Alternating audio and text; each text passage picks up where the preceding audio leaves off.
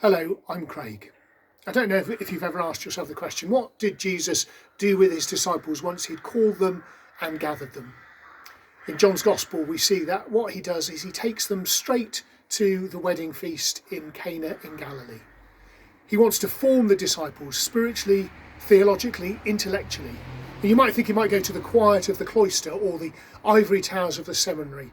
No, Jesus instead takes them to a marriage. He wants to teach them about what love is. God is love, and those who live in love live in God, and God lives in them.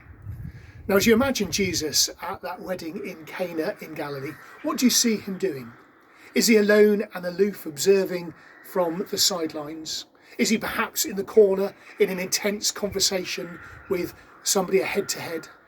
Or is he on the dance floor or singing it at the karaoke, whatever the first century Palestine equivalent is? Jesus takes his disciples and says, I want to teach you about life. I want to teach you about love. Let's go to a wedding and celebrate life. Now, I don't know about you, my diary is pretty empty this year. The normal weddings that I look forward to, or the family parties and gatherings and the holidays simply aren't there. And so this reading is a great antidote to the pandemic.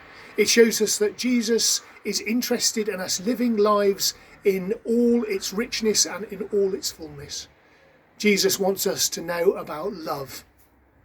That's why I'm stood here outside the west door of one of my churches. This is where the happy couple, the bride and the groom, depart the church as they're gathered in by their friends and welcomed with a round of applause.